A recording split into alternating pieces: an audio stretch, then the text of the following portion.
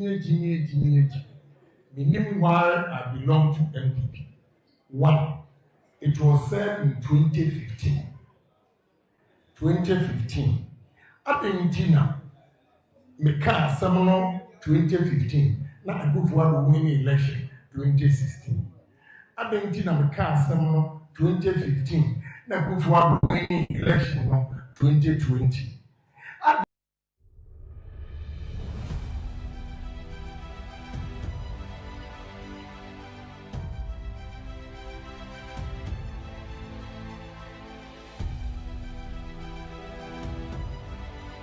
Nigina MPP anem epam chow say. And from Subia, Edia, Mufia, Mukina, Epim, Mumfachere. If he said, Semigina, no cancer, Yenu Dinia, Nama brain of it. Nama brain of it. Nothing. Sabi. And we are not in Tafu Boy, who won't happen. O Magni and Yepe. O Musubani and Yepe. Indeed, Mumayan Kai Muse. Obi o MPP Mua. O betting Ama MPP and Ma Edi. There's a whole percentage of Corona. We can be Agyapong.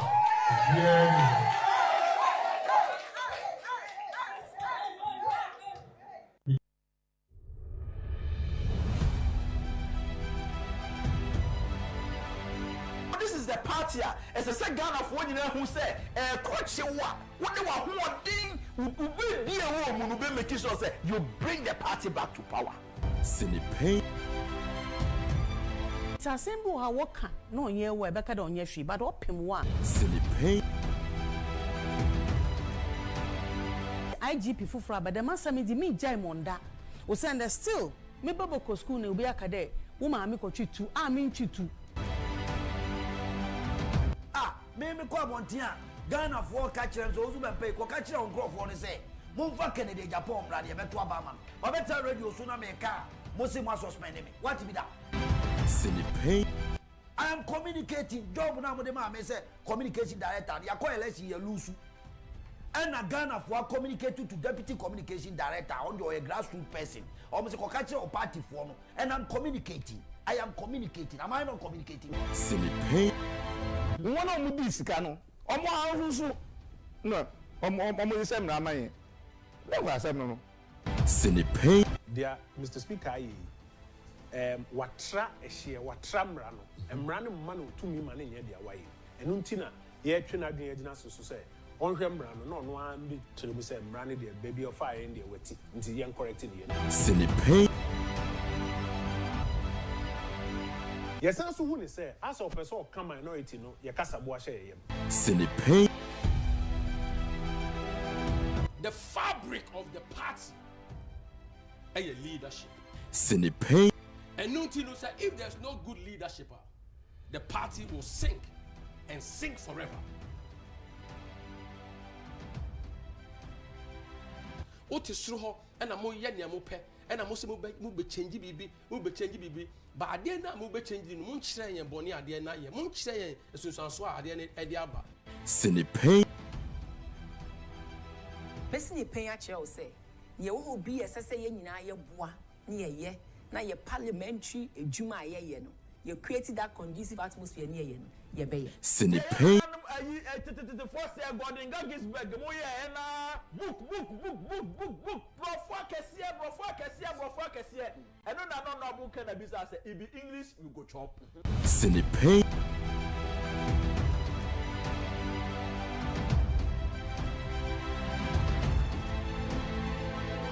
Sinipe.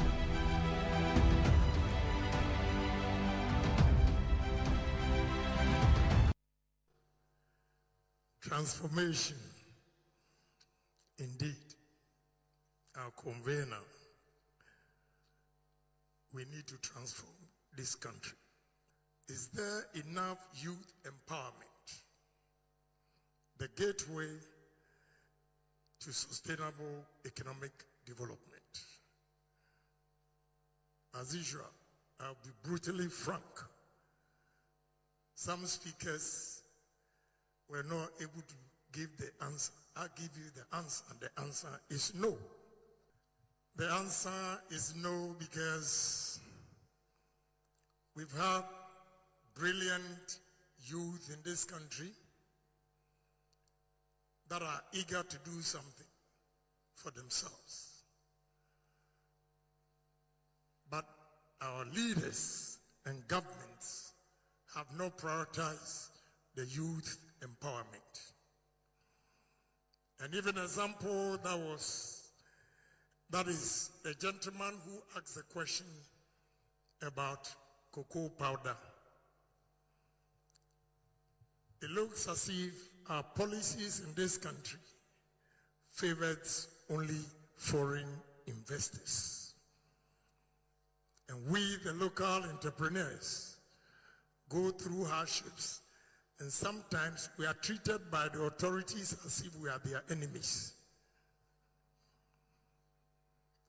But the gentleman, I want you to go back to the Minister of Finance and ask him the law of the free zones. I have a factory at the free zones, so I know that at least 30% should be sold locally. So if you're going to buy something from the free zones and you've been able to establish that you're a citizen, why should you pay the duty? Go back and ask. So what is the essence of the 30% that they should sell locally?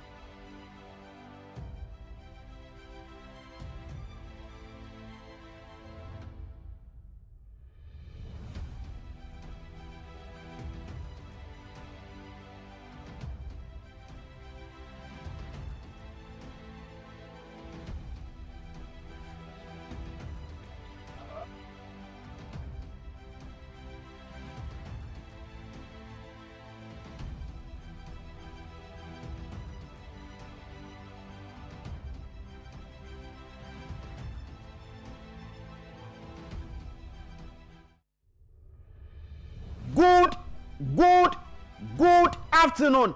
Raise to the power 50,000. Mema akwaba enfamra snipage media so abraso se yede ebre wo fisabre kosise no 9 ebebo yede wo ede ahyemu ya yede ebre wo kai national so se ensama wodo bebre na egu apaso a enen so yede eba as usual Albert Asmani the political za ebe join me na fe yede Ghana nkomo ede aba na enne New Patriotic Party General Secretary ede krataba ya nensa hyase ya wo chese NS Kofi Owusu Bempa petitions ahodo a amanfo asende ede aba no se yanyina di as Deputy Communications Director for the New Patriotic Party yanya adwuma no emfiri ne nsam enti ye de sa petition no akwa eye New Patriotic Party empanifo ya wo mo ehwemu se wo mu beyi NS Kofi Owusu Bempa efiri ne dwumadi a odie eso as Deputy Communications Director for the New Patriotic Party. Yabakwa na fe ye dimu enkomo se eno nkwa ne petitioner aba ana se General Secretary wayi nani afie bi mu petition so ena NS Kofi Owusu Bempa de epe ena nani ehunu ana se de na aka de akire yabehwe na fe ye dimu enkomo na yatoa so akọ yenim afei yede editorial enso so as usual yede ba na enne unim se Albert Asumani the political czar wa sha ase ya oye adwuma bi e sinipa adwuma die so na ene se Professor Aaron Makokwe ne report no ensama hodo a ewom titiriw ene ne wo se party for etie no eno ana oba eyiyi no one by one ama obi atimi atimo ensem na obehra enra yede page 76 ebrel 56 ene yede ebrel wo na page 56 na yede ba enra no utie nsam ahodo na ewom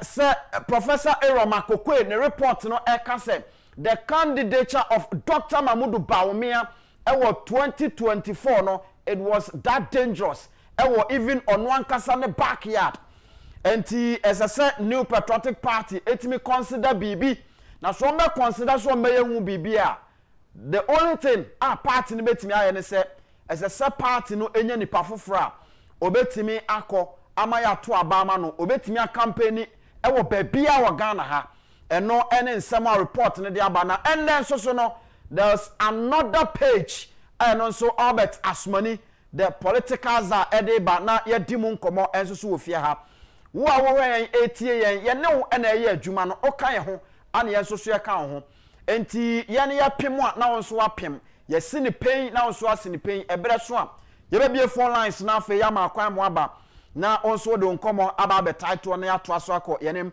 Sabato wiafi eja wiafi ba e ofia anti as usual messages no mani nyina embra obekenka ni nyina e de amayeka ma se oko Facebook and afa YouTube a e Net2 TV GH ma o comment emfa ho embra na afa yenkenkan ni nyina e ofia emfa ma sanso so na obetimi asene WhatsApp message via the WhatsApp number 0240550899 0240550899 o de ba ya beje bre na afa ya kan ni nyina enso so e de amalkama e ofia afei ebre so e be bie phone lines no ama nso aba be ka ho na ya to aso akoye ne menim se o kan ho e wo eye various platforms no eso odu ani kiremu e wo Man FM so radio so utie yen e wo Oman 107.1 FM ka pompuni mantemo sanso so na santemantemo eye Ash 101.1 Nap radio eye 90.1 e wo finfini mantemo precisely asinfo su ebo adwuma e ma bibia e koyie Sources radio Amansan radio e wo UK Jerry's TV and afei eye King's Jersey radio enso so ewo US of A yada se okan ho am yade dwumadie no yade ebre wo ye frame Anthony Kofi Inkum Dazi Mr Inkum ene medin Tabia Takum emema dro papa bia ema mema ni daso na de anigye ya eni awieye ema enya de keto akra bo modern se odu ani be kire mo ba bia to adro bia na afi wanya bi ato ebe kama sanso so na Heart Builders Real Estate adaroma wo man asase papa tena so amanso bia eni akire afi asase ba ko na ye koto no sensuo ne ye pa ye benya bi enkanea ewo ho afi bibia ya yehwe bia bema nipa setenam aye mmere no ni nyina enso so ewo ho enti wodi ani kirem na afo bedu asase a ebebo papa mrepem me no ebedi wo ho nkombo na afi ya to aso akọ yenim but in the meantime kame ho na afi yem pick bibi out of the lions mentality ye ba ye to aso na yakọ yenim sinu pain ye kan senia etie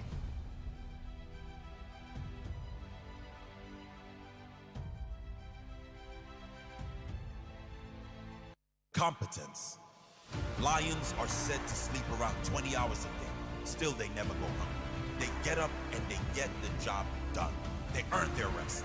They earn their success. They earn their freedom.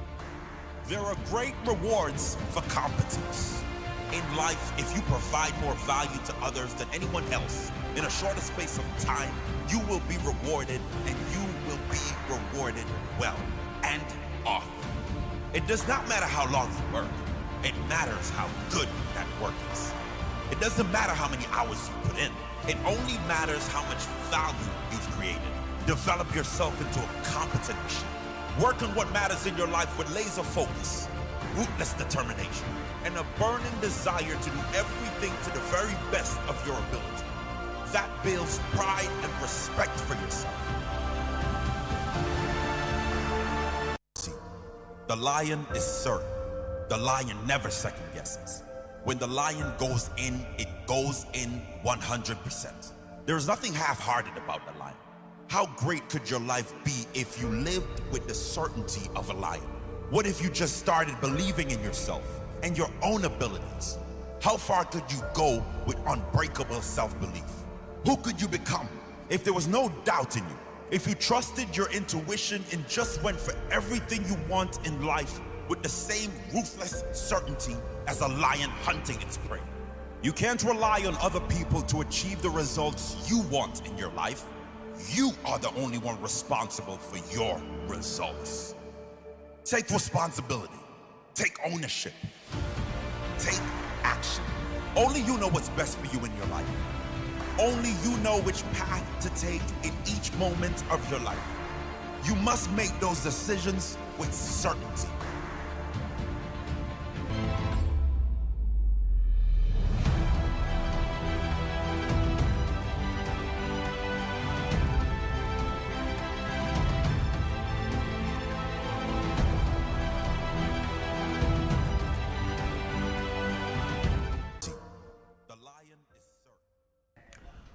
All right, welcome back. Ebrason say yehwe na fe yedi enkomo ewo editorial mu na ene enkomo ye no eba bedie no simple and short. Na yewo book bi ya nipa ochro book no ye friend no Florence Scoville Shine ena echro sa krata no na krata no di edaso say the game of life and how to play it. The game of life and how to play it. Na enumu ena yetimi a crafty bibi ya topic anase edin adaso ya yede ba ene se the impact of a trained imagination faculty on the human race. When him say Michael Jackson the late eka assembly ewo no nwuma oboye na sa nwom no ye friend no Heal the world oka assembly ewom o say if you care enough for the living, all that you need to do is to just find a small space and make that space a better place of living. Menu mienu ya sede ni esese ye ewo wiase ene se ye pese Ghana konanim ye pese ye kuro ekonanim baby a ye wo ye nwumam ye pese ekonanim a esese ye timi enya bibi kakra bi eno ene ye nsoso ye na eno na ye no ye be make sure say ye ni ye to the level where ebetimi a contribute to the changer hwehwe ede ama ye ho. And that is why all the time eyana metai eka say ade ba ko asese Ghana nyina eye ene say elseso ye mo man no ekonanim, but edrum pempen so ya na ye choose leaders now. That is a critical moment, and edru sabra now we need to make sure say the kind of leaders ye choose omo no, they are a nipa wamo enim omo ankasa omo ho. And then also they are a nipa wamo te abrabo na se ene kwan ya ye befa so ma abrabo no esunsun sanso papa no epie ewa afoforo abrabo so. And so therefore join me today na fe ye ni nkomo no ewa ha na yenko yenim obetimi a join yen ewo YouTube and na fe Facebook Net2 TV GH na yento asunko yenim ewo ho. Eti join yen na yenyina yenkan na yenko we simple. Na ose enipa wo bebrefo se abrabo na ye bono ade bia eden. Many people think that life is a battle, but it is not.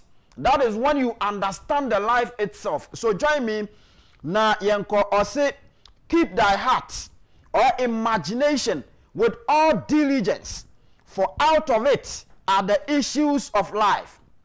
Proverbs chapter 4 verse 23.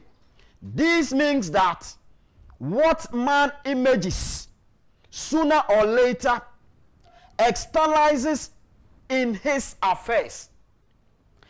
And so otwasu biemwa or say ma wakumem enna ho ena afei enisuade hunu aya uhunu wakumem no ma ne nna ho yie bomode se obema wani akọ esan se saa niema na wani wadwene mu epie wadwene mu epie wakumem ema wo dwene ho no eye saa niema no ena ya ententem so ana echire no etimi epie ewo wabrabom edadi ewo wabrabom etise wo dwene bibi ho ewo wakumem wo dwene bibi ho ewo wadwene mu a you need to therefore make sure say nia wo dwene ho no ya de a ebeboa eye bibi papa ye betimi akonanim. Now ye to also to play successfully the game of life, we must train the imagining faculty. A person with an imagined faculty trained to image only good brings into his life all perfect desires of his heart. Now, say otu aso na woko wanimu a o say sade ebe ya obebo abrabo ni ye na afe wanya ne kama emu atimi anya abrabo mu ennepa no esese wutimi ye obi a ubetreni wadwene ena afe wakoma no adwene ekuta akoma no esese wutimi training ni nyina sade ebe ya all the time no se wani esi bibi so se wadwene esi bibi so se wakoma esi bibi so ana bibi da wakoma pono so a ebe ya de a eya adepa na enipa o matreni omo to that level no eye nkofo a bia no omo de papa ene ba o mabrabom. And so ye toaso ni akwa o say to train the imagination successfully, man must understand the workings of his mind. As the Greek said, know thyself. There are 3 departments of the mind: subconscious, conscious, and superconscious. Now, say na krata no eka or say ansana nipa obetimi achieve bi papa wo abrabo mu no esese se nipa ne ye obi a wotimi ehunu ekwan a adwene no efa so ye adwuma esan se adwene no wo nchichemu maako miensa boni beka se department adwene no wo nchichemu maako miensa na adwene no nchichemu no de dikan eye subconscious, the subconscious mind, the conscious mind, and then the superconscious mind. Na ye ka sa niema miensen a omobotae ne de adwuma ben no mo ye eno ne nkoma me pese me nu edie. Now on subconscious mind, I say it's simply power without direction. It is like steam or electricity, and it does what it is directed to do. It has no power of induction. Whatever man feels deeply or images clearly is impressed upon the subconscious mind and carried out in minutes detailed. And so, talking about the subconscious mind, or say, and only to set steam, na essential to set electricity, a year juma, sunny a bachelor and set on yano, sapa pepe and a aye, and tis a phony a steamer. O the coin and na anything matter eto ha, say a band pepe automatically, a bachelor confirm no, not just say, on only the son was say oye.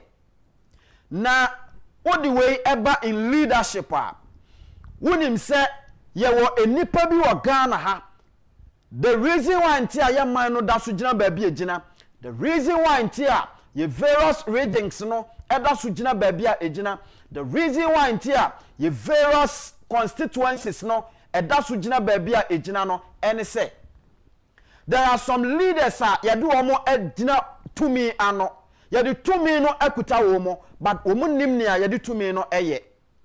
It is ohun se school dan ebu a adwene aba ne tirima na ne epie firi nanum a ne se eno de wo ye den a enema nyina ye nya ne 100%. Se obi eho kire no na obi na no no okasa ose wo ye den a fiti adebo ahyese nyina no na ahiafo ewo ho enipa wo ha mo ho ekire wo mo enti ye den a enkofo ho be kire wo mo. And these are politicians are sometimes omutimi biama no ka ama ye nyina ye te se politician de eye dan promises obe make nyina no enye ni nyina no obetimi accomplish when the power is given to him. It is a metesansam na adwene aba mitirimu an se then se uye leader na wakojira manfo ani maka kiro mo se give me the power mami to me na wo de to me mami asei na meye ni ema to me no wantimi amfa anya hwe na ukoso ahu niama trada asade a ene na chese sebi you are growing to become a useless leader because ya de to me asha wonsa na se to me na asha wonsa no unim nia wo de beye de a na chese sankofo no mostly eye uko adwene ni mu a the three department of the mind no nia e control wo mo eye the subconscious mind okuta to me but onim nia odeye eti yaka kire ne se MPD ne de ane se osori a wondware nkom da se bedwefie nkɔhye mmra eti osori a enoa na oye okuta to me in as much as se obetimi adandan to me no ama to me ne de mfaso bebre abre ne manfo no onim ti to me ne kuta no onim so mfaso eno eye subconscious mind no ene control sa enkofo no. Now nia etosu mienu enso so the conscious mind. Now talking about the conscious mind no ono nso so ewo ne dia wono nso so eti join me ewo TV no so na fei ye nyina ye nkenkan ne yanku yanim kama.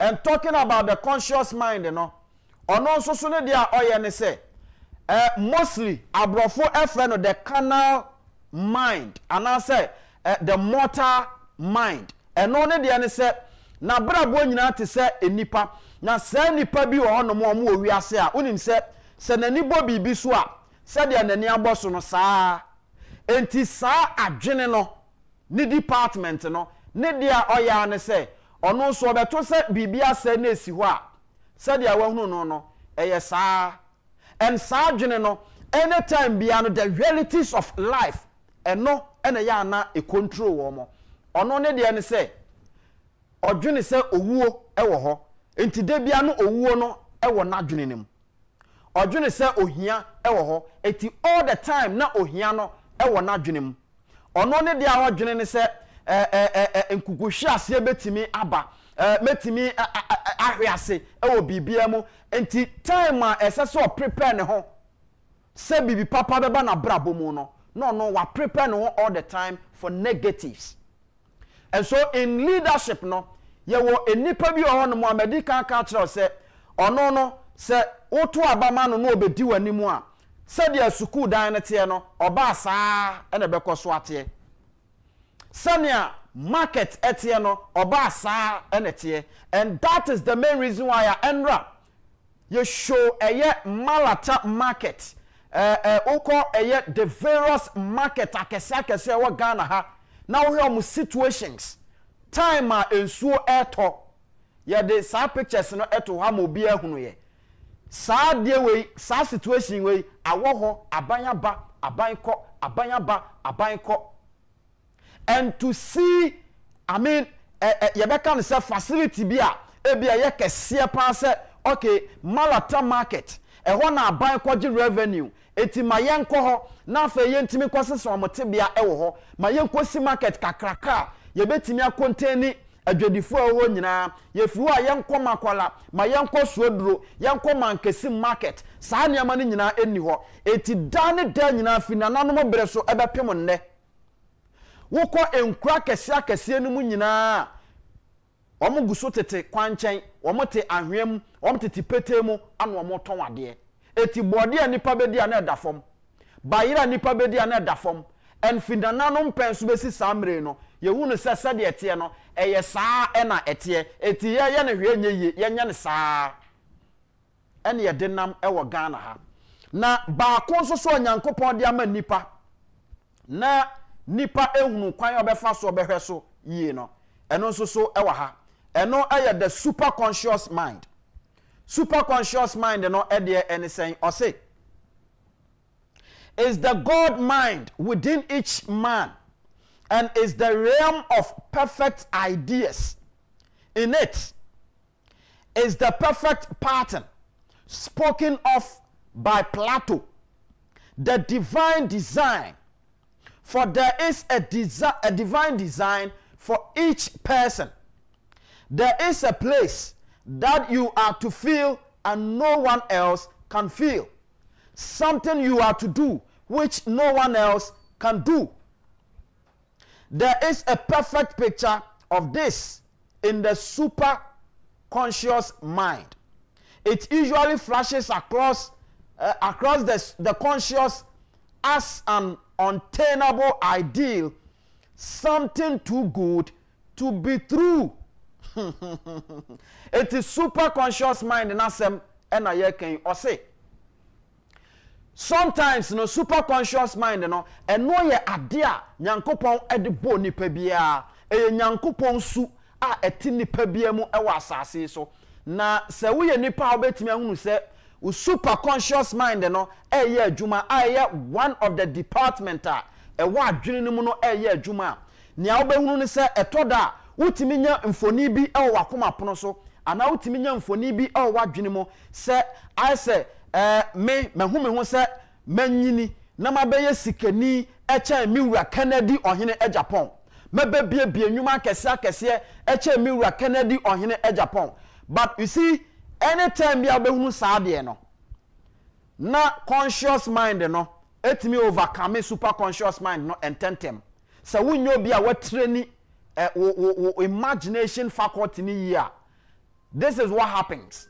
Anytime bia na super conscious mind no ebe bie bibi so atro say saade we ene me daache saade we ana me hunu wom picture we ana me hunu wom no ube say conscious mind no ententem na aba be kata so etu ube say ade bitimi ba wadwenem na ya say da bi say me hunu say ase manyini mekuta car we ana metwi ekomanim me daache na hu me daache picture kese eya na ya me say too good to be true. And to be say conscious mind no aba be kata so. Now nipa bia wa asase su bia no wo ade ba ko a saade no wo pe na obetimi aye ya say ya ma opportunity na wo wa ma me ye saade na nobody on the earth can ever do. That is why Kennedy on Agyapong started say talking about Ghana dreaming big, doing bigger things. Okay, can sama kese ni ade no enye ne but obi busa senti ade na sansem na oka ni nyina no amanfo MPK ye ade na sansem na oka nyina no abanya abako abanya abatwam ni ade nyina no omumu bia ntimi mpeke no omu bia ntimi nya sa boldness no emfa nya ne amantentem sane ye hwehwe but oka afei na super conscious mind no actually say ye wo ade bi wo wiase a you can talk about it obetimi aka ho asem obetimi asusu ho akire nipa but se wanka se wonnimu a ye be ya ade no but the result esese eba no it will never happen. Eti nipa bi a wasase su bia no ewo bibia saade no wo na obetimi ayama na ye yie se nya wo a enye yie ukoye nnwuma mu a ewom ukọ ye fiefie mu a ewom se ye wo niema bi o ho a ekire so paaso a ye wo nipa a obetimi aba be ye saade no ho adwuma. And that is why emre bi atwem Sir John Dr. Kojo Usafriye e kan na sembi lawyer na sem o kan ye ne se yewura Kennedy ohene Agyapong de se etonia den a na party na ni da so asa no that time no Kennedy Agyapong ene pie ho.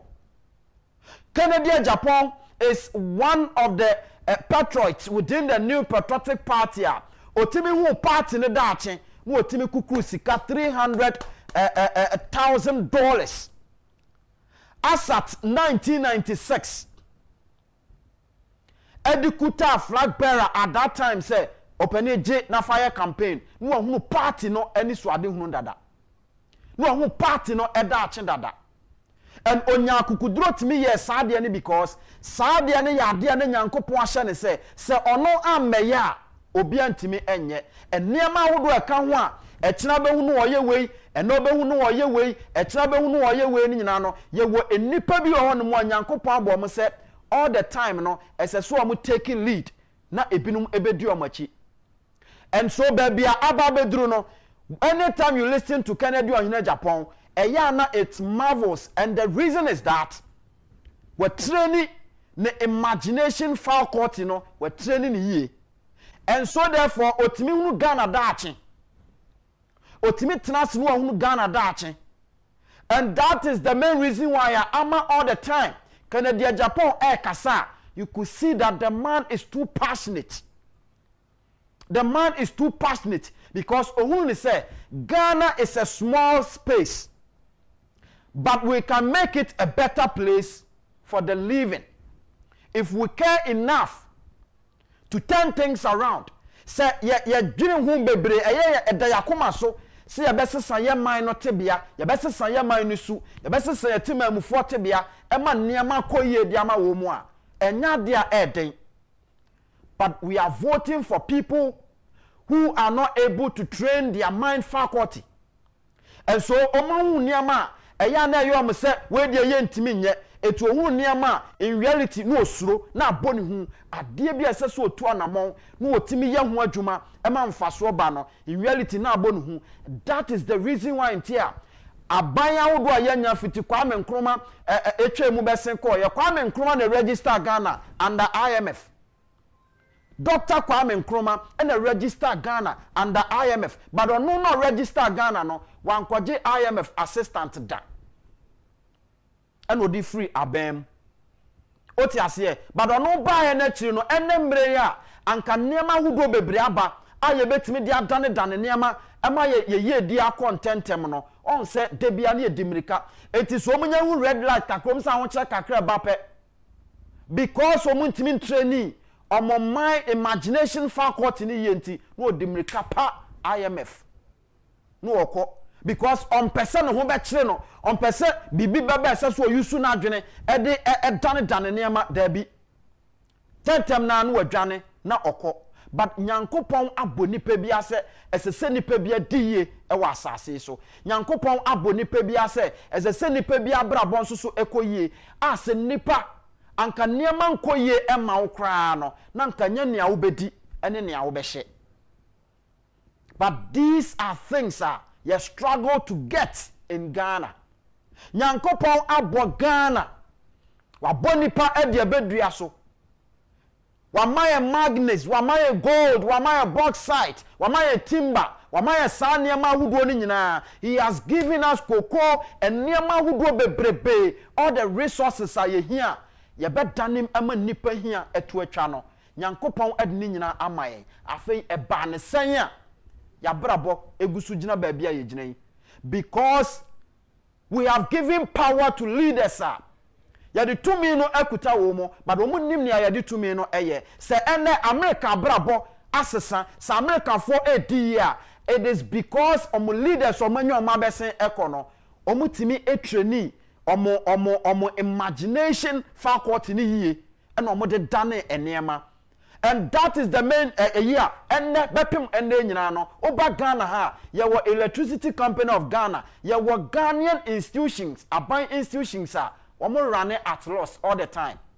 Okoka obo nse empanifo na atumi ni kuta wo mo no omo ba no omo be battle oba o se wonim se wokọ UK kra na womo nso so no companies bi wo ha omo run at loss wokọ we no obo ne saa but baby a womo abraba bedu na so omo run at fault omo institutions run at loss no enya memasem emfa me ho kra because this is a country Oma making sure say omutima emufuo no adwuma abuo ho a omunye bi ye. These are people who omatimi are making sure say baby a yenkofo beda nko ade we are concerned a omoye ho adwuma. These are people who omo making sure say ye will food banks a womo a enya adwuma kra no still they can eat. They have trained their mind, they have trained their imagination faculty a eye adwuma edema womo ye bahadea bibia adane abutu. And that is the main reason why this time when you are choosing a leader, you need to make sure say leader na who choose no or these kind of qualities. Watimi actually ne imagination faculty ni ye edru babia ebetimi aboano. This is what we are talking about. And that is the main reason why I say we a new patriotic party delegate. You need to be happy because now you have gotten somebody who has trained his imagination faculty very well. All person obey party name. Kennedy Ohene Agyapong. And he is the man to turn things around. Ewa Ghana. And no time Dr. Alex Ampa ben betna church and semu how practical the man is. And this is the time. Yentimi enkosundi ya ho abro. Yensesem kakra.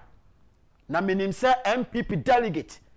Eye danya 31st December 2026 no. Kennedy Agyapong will become the next flag bearer for the new patriotic party. Ya from Mr. Nku, mame na me hombra, me ba me ne Albert Asumani the political za esin konwa na ye di nkomo. Ernest Kofi Owusu Bempa, General Secretary for the new patriotic party.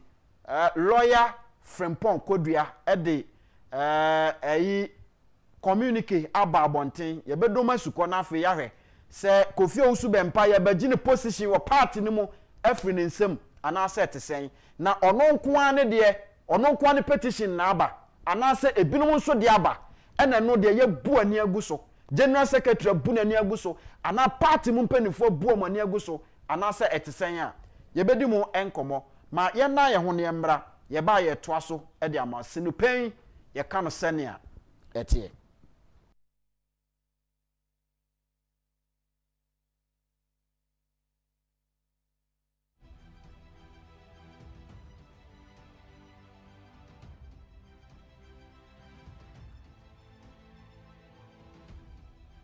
Any executives who are more. Baby, a party in a drone. You are showing here a big good design as CPP, a William. It is no more. Momayan Tuama, any Canadian Japan, no more build a party in you. Yet to me, Mamma Bra and Yaka. Yetimi ansha yatiasi ama MPP mu ankura bi ye yoti omo kwanti babi anu kurada yantanto Islam ikodo ne inform ana me police station for executive me pamucho mona msuhwe manu a ye if he said, Saunti said, Obi di matamwa. Saunti said, Obi di matamwa. Natural said, me fighting and me fighting mamunti. If he said, to me catch them by inflomo, Mumwa party for, Mumwa grassroots, Kakramwa in Bino, Gabiano Majimano Simone.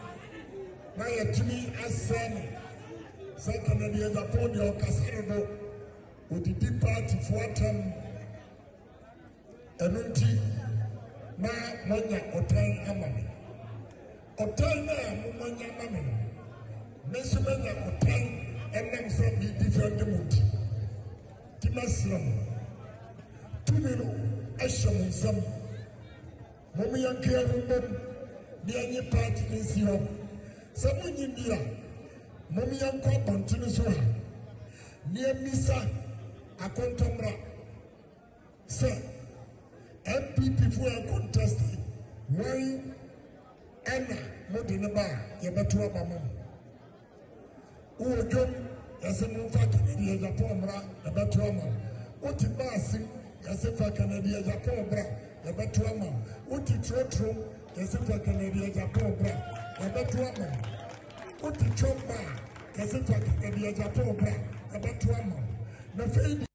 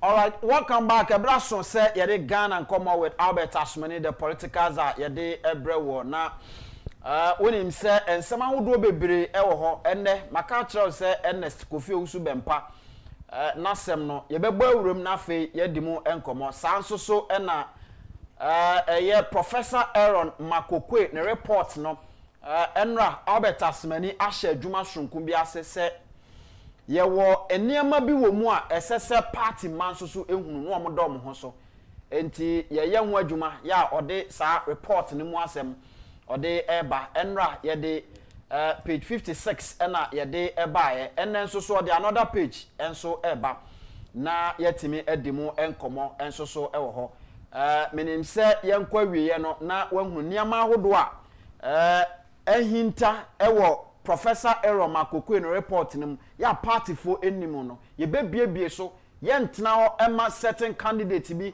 de bia no omo nko na eka ho asem no omo ka ho asem ada bi esese ye biebiem na afei obia nso so ehunu ba bia eniema eko ba bia party no ejina any decision every delegate bi esese will take ama party no etimi akọ nanim eti ye ba bedi nkomo na afei ya to aso akọ yenim na kainasha nso se emrepemu a wo hwe yen etie yen nso no obebem na yetimi edi nkomo ama bibia ayekama now ma menko na fe mema Albert Ashmani akwa aba na yento nkomo no eso opani bibia boko de zengum boko na so e nyame adom menso me ho ye pa ye nyame ase anti babia adri de na chese eno ano no yes sir na yetimi ejina ho ebo adwuma kama anti saaba pepe enetie na efie te sai o nyame adom bibia da yie won nyame adom efie boko megidi za won so fie o nyankopon adom menso so me ho ye papa ye nyame ase bibia ejina so kama efie ye de ana jese woda otimi da eno ano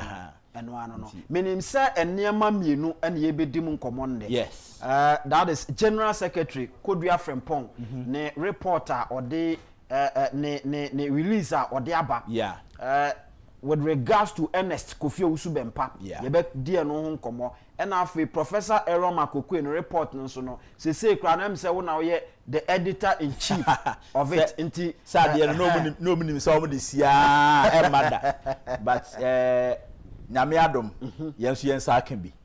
Inti omu koti we bi on pese omu koti a. Yenso ya koti no kre no de akire party for no. Eno ano no. Because report in the party bo ho ka. Ana omu koye ye the MPP scan na koye report no. Inti bi all report no say party ni bi aten so no. Say party ni na den eti. Now going into the 2028 election no. Ye hu said ye be party no mo adwuma. Inti ene de ye be di hu nkomo pa. All right. Enti ma yen kona fe Ernest Kofi Owusu-Bempah ne enhyehyɛ ya aba abontene no yenni kan enhwe no na ye wi ana fe ya to aso nti o join ne wo TV no so a obehu se eda so na yenni ho enkomo wo hwe eye wo ha na date wo ha na September 24th 2025 nti eye enra nko a na sakrate free NPP General Secretary nchen eba abontene na o hwe enkomo a ewo mu a o se for immediate release, New Patriotic Party (NPP) refers petitions against Mr. Ernest Owusu-Bempah, Deputy Director of Communications, to National Council. Now, the leadership of the party has observed with grave concern the conduct of Mr. Ernest Owusu-Bempah, Deputy Director of Communications. The Secretariat has further received formal petitions from party members demanding his removal from office in line with due process. And considering his appointment was made upon the recommendation of the National Executive Council and subsequently approved by the National Council, the matter has been formally referred to the National Council for appropriate consideration and determination.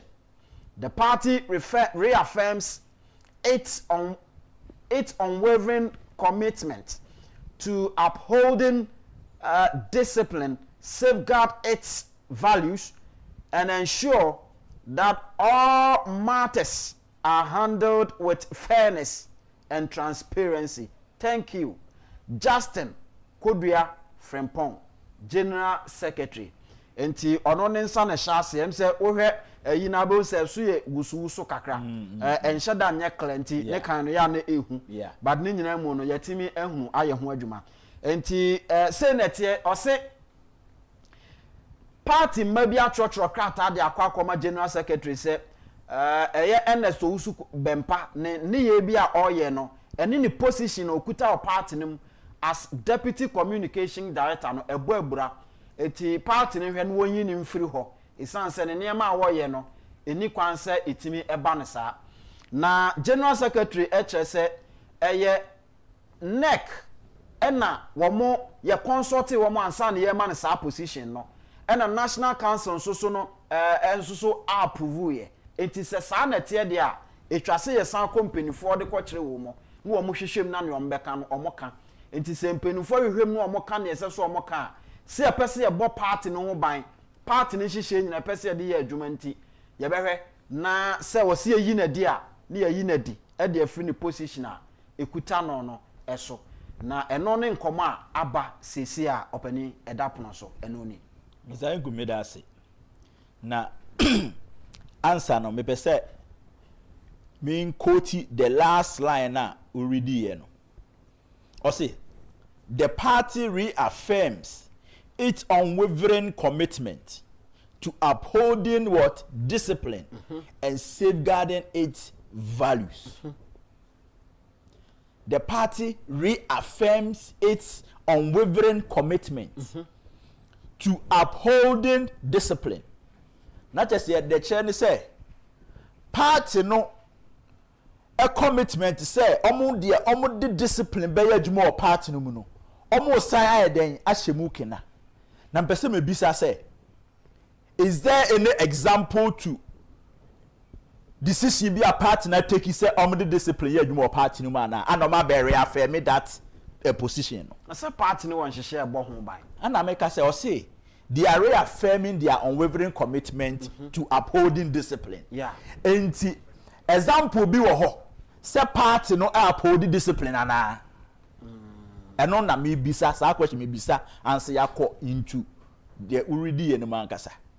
Because obi chiro bibi say and I just said the upper chair ni say party no de omonfa discipline hu nsem enye den eni agro. Enti said ye de aban ball tachi da no bi atwam no ene nso kofi osu bempa ba ye de be bo no na ba na di ka bo tachi bi da anase osu bempa na e be tachi no so osu bempa na e tachi dia then there's nothing like upholding the reaffirming their unwavering commitment. What you say anase misa so osu bempa ono the first person na okay Mizenkum, going into Asema Uridi from MPP General Secretary. You see, say, who statement be say ne PR, Nanka edda the new patriotic party, letterhead swa. Na anka who say, ready Asem Bibi beden ABC. But say MPP na ewo with its current shape and form no. Debia ye can want them say yanhwe leadership issues in that party. One shot that can be a bedi edok no kwa. Also bempa the position when people me den. Or your deputy communications director. And your executive position. Deputy communications director is by appointment. Mr. Nkum, yeti krom ha na yenya obi a oye in charge of a whole region. Regional chairman. Say MPP pa titi MPP no. Ananka ye kan so obi a regional chairman anka uhu ni position. Uhu ni dibia wo party no. Uhu the way o carry ne ho. And the way oye ne neoma. Yeti krom ha uhu say party regional chairman misbehaving at Asama party regional chairman MPP regional chairman Bono regional chairman Ebekano sebi abofra kra ni tifia onim nyansa enkasa asem no. But you see the national party executives from or the national chairman, general secretary, national organizer, and name all the executives.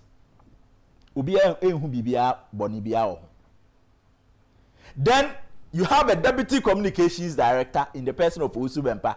Ego kansema na yesterday. And no the party no has observed. And you also Bempa kasa na party need to be observing. But Abronya when he's misbehaving, they can't observe.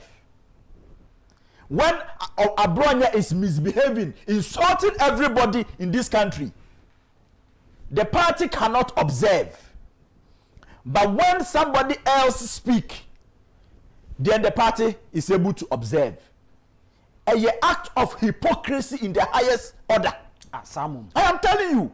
And many who my general secretary say, many woman, I'm very disappointed in Korea. So no more signing Saudi at the Barbontin, for immediate release. As an tentem na Adi Adibaye, a good one casemony as party leadership. A good one as party leadership. Not just a MP Pinakwan who George Orwell's Animal Farm. 4 legs good, 2 legs bad. Young Kophobia, your darling boys and girls of the party. So one day I'm misbehaving. Oh, Ayoki Munjaomo. Yeti Kromha, and a general secretary, a issue statement. When Abronya insulted Archbishop Duncan Williams. Yeah. Yenia. Yawaha. Yakan Wahaya. Before say Obe Didi Archbishop Nicholas Duncan Williams Atemono. Now what TSC Honorable Kenahune Agyapong so be say 2 weeks. Edina Temwa. But the party statement did not even mention Honorable Kenahune Agyapong. they stated say they dissociate themselves from asema abronye kai. Na chese na enye. But that one did not even attract any disciplinary action from the party. What you say? And now the MFA, a jadi MFA, no near the Siabonti, near the Dinsemu. One say, okay, can do dim penny for them or party no more be no. Or the quiet GP, so na Black Maria Kofano. And you have a regional chairman openly insult people, attack people, just say using unprintable words from penny for. Now yet China, then you have party executives following him. Say we are the new, and in Kwasiye, you go and stand at the circuit court and go and sing MPP's anthem there, trying to portray say then you care. You are showing sympathy to somebody who has grossly misbehaved himself. You are openly supporting him. Say a party in there. Say oko na oko didim penifo atem kra na. Ye chi wa ye ba beta wachi. But uwo osu bempa oka leadership of the party asem. And there is osu bempa ko kan. Na the osu bempa kan ye kra ewo mu ane say oh she current galamsey issues e wo Ghana ha. A leadership crisis and a womb. Now the leader obetumi are fighting this galamsey issue e Agyapong. Mr. Nkum 2024 yanti krom ha and a member of parliament. Honorable Dr. Uafiye e can say galamsey for no obi anya omhwe obi ava ne zankom omkonkon amadwuma. Yewa ha. How irresponsible can a member of parliament be than Asemwa Dr. Uafiye kai? You have a national issue and a whole region, water plant, you're shutting it down. People are buying water from Accra to Takrade.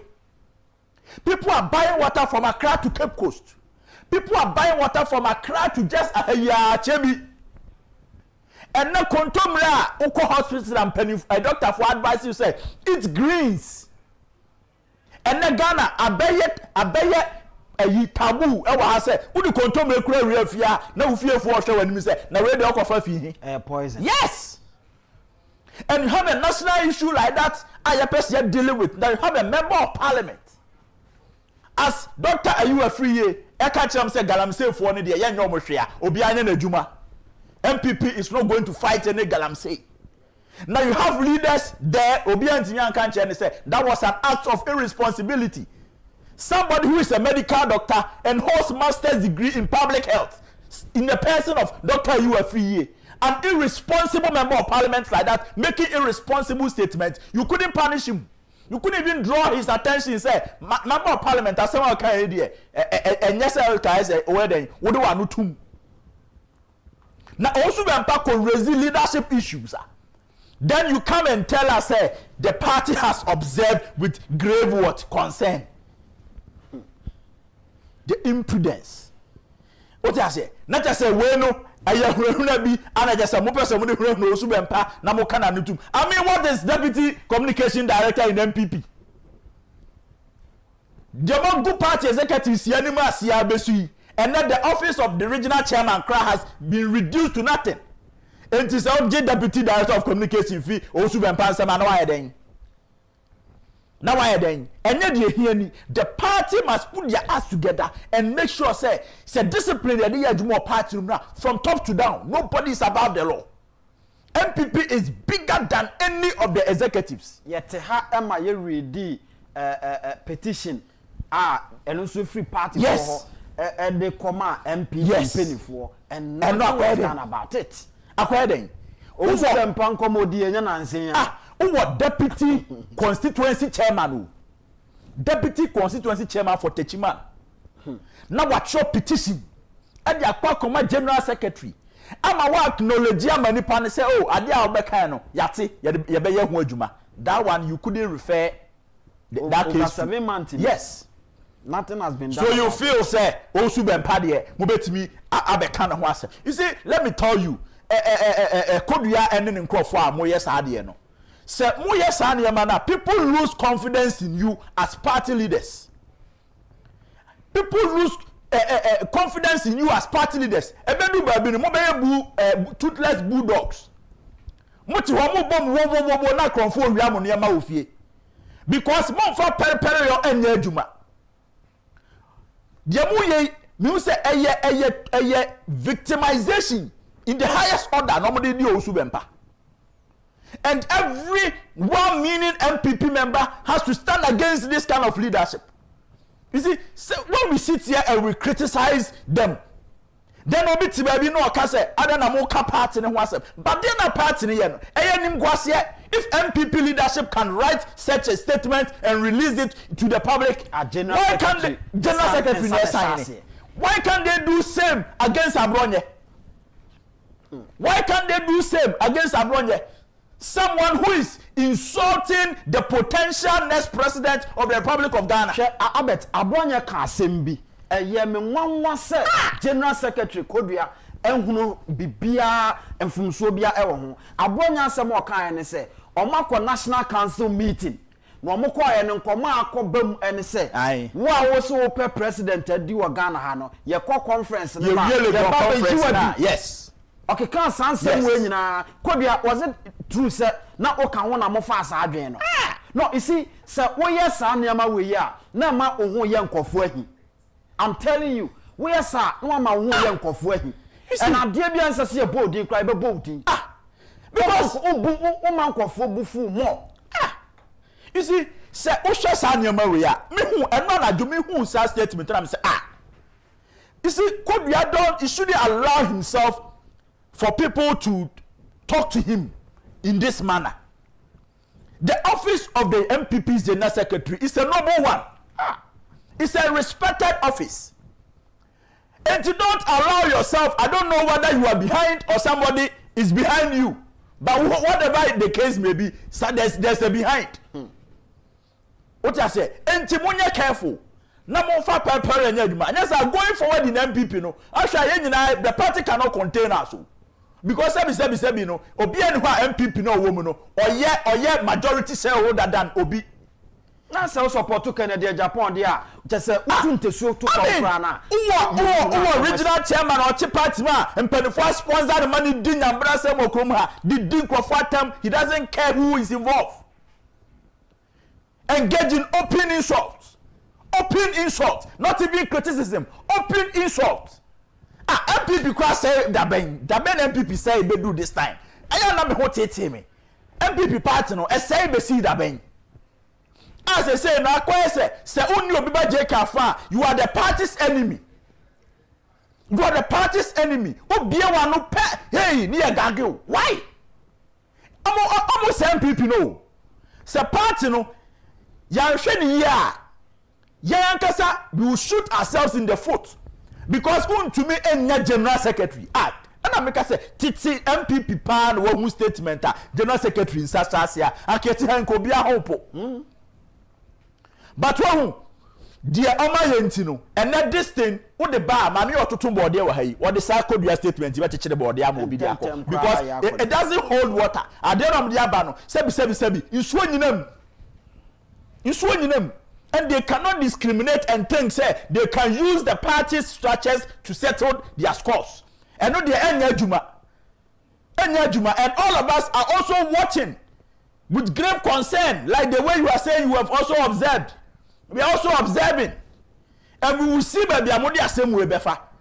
Na National Council ko du ha, omo de omo pe no omo nkoka. Nti sade a chena say owusu bempa nkasa atro letters so resign also. Just seek to achieve. Just say Mr. Nkum. You see, Sanema we nyina no, but a partner direction one. And yet, you see, they are majoring in the minors. The MPP national executives, they are majoring in the minors. And who here, the peripherals, and no more partner nkasa, and your man here say partner no, and then share no trouble. Na Emma MPP, great again. No, that is not what they are thinking about. Pettiness, and for Munko Sibebia. Ya the party ashamonsa for so long. Montimi ahwe party no, mama party na opposition. MPP ayam mobo ma say party. Party abedi 8 years e wa ban mu. party ni fi aban mu a enema gege nsem basa and you want to package the party and auction the party for some people. We will be against the auction of MPP to these individuals. All right. Want to mean hold the party to ransom. Discipline yourself as leaders before you can discipline others. All right. That is Albert Asmani, the political czar, and wedi and Komono. Ebrason said ye Professor Aaron Makoko in the report no yetisim na baby as a party for ehunu nsem bia ebeboa ma take decision ebeboa party no wo mutimi ehunu enti ye ba bedi ho enkomo Heart Builders Real Estate nkomo na me ne ho edie Heart Builders Real Estate ya dwuma ye nyina ne se ye ton ensase na afei eye complete houses na uyo bia wo pass asase papa ato a wonim se enhwemu abase ye wo mmea ahodo bi kura wotena ho a emframa ne papa ye a ewo ho nti no eboa ema wapomuden susu ewie peye enti se obehwe asese kura no America ne aman kayo mani abro mpeso mutumpon no omo si ewi asem frama no esai dodo enti oma hyaso mu bibia ye fe no tree restaurant nti ukotene duam na otwendua emframa egu mu nti se onya babia nnua wo babia mframa papa wo na wotena eye na babia nso ni wo a eche ne ngo prampram ene eye Shy Hills na ehon nso so nsase ena Heart Builders Real Estate ye wo na ye ne asase no 25,000 Ghana cedis yese fa eye 10,000 Ghana cedis ebra afei uwie a you best start all the processes you be ni nyina de amount shall say o build project na nim say obekwa abonten akoto ensuo obekwa abonten akoto ahwea akoto ebo akoto blocks ene ade nyina de aba no yen yankasa ye obi wo nti ugina faako na usiw dan no se carpenter for papa na uhia ye ne ye obi a ye de bema wo afa se mason for papa na uhia ye obi tilers ye obi ene nipa hodo a eye adwuma papa ye biodigester ni nyina no ye be sa system ni bia e de amakama pe ye kira kwan na afa ye ni nkomo ye wo Ashaman ye ne Kakito Divisional Police Station no ene di enhwe ni mu fra ye ni nkomo e wo 0241 665200 0241 665200 na afa ye ne wo endi enkomo e ma bibia enkoye tabia takum enso so ye eduro papapa no kra ne se ama mmema de ye gina yi ankasa afei de anigye a eni awie ye enso so na abere ema esanse mmema atafra wie no eso mfaso pa de ema na eje enti ama anigye pa mapa na aba fie abusua bo modern se baabi a ye ton aduro bia no be ma nsa aka bi na onso so ahya ase se otafre bi esanse ye didua ehini na afei eye ewo ene yede aye enti ekuta natural taste ya chese adwuma nso so a eye no enya asem keto akra udu ani kire ba bia to aduro bia na abusa tabia taakuma onsa beka bi afei se open dodo atu eton amasika ba aboto mu a fra ni ani nkomo ewo 0243 686861 0243 686861 na fe onsa enkabi now opani say ehemfa na ode yen efa with Aaron Professor Aaron Makoko report no they say page 9 and yaduru and Mr. Nkum yes sir yen dealing with page 74 okay page 74 yeah page 74 all right of Professor Aaron Makoko's report or say the perception of Dr. Baumia as the shadow of Akufo-Addo or the next in command after Nana Akufo-Addo's presidency. Or say, on whether or not the MPP flag bearer for election 2024, Dr. Mahmoud Baumia was seen as shadow of President Akufo-Addo and therefore was going to be a mere puppet of President Akufo-Addo. 74% of the respondents answered emphatically yes. They suggest that the posture of the president and his inner cycle affected the sensibilities of Ghanaians. the report yi pa che ne say 74% of MPP form no mkasa ni nyina say Nana akufo-addo aban na Ghana fo ebuafu na aban ni fi aban mu no na omuhu say Nana akufo-addo Dr. Mahmoud Bawumia nyina ya obi na kana some same adequate. And you cannot decouple Dr. Mahmoud Bawumia from Nana akufo-addo. And any problem kasa ni nyina emphatically almost say yes. They suggest that the posture of president and his inner cycle affected the sensibilities of Ghanaians. No. Not just say mistake MPP and say already Dr. Mahmoud Bawumia as vice president no call 2024 election. And to Professor Michael Kwe report and say Senka MPP and for Dr. Mahmoud Bawumia you say a member of Nana akufo-addo's inner cycle no and they call election na anka Ghana for to Obama MPP. But because no who say amamona ye complaining na no mo de the number 2 and esaba enti ene different obetimi aye enti eno ka ho na ma MPP lose election enti na ensese obi a wa play active role na akufo-addo government mu kra MPP president no adi we ye kan yanka strategic. Yes, because usia unia penny na so obi ni won tokwa na se ni nua keto e ba yes obi tan wa otan won wa yem wanyina enti se Ghana for no MPP for na gasa believe he say na akufo-addo government no Ghana for wantwi bi wo ho a adan na mo sa di nipa won ne na ebu man na oye number 2 no esa be say number 1 we say ayeko say elimination by rough status enti na akufo-addo kwa na number 2 abehye ho eno na ma Ghana for no ani anje ho a omoto abaniti a MPP asemwe nipa bebre kae tama yeko 2023 primaries no yese monhwe say ade a Ghana for kan aban we no akufo-addo ene Dr. Bawumia one ticket and a present here yeah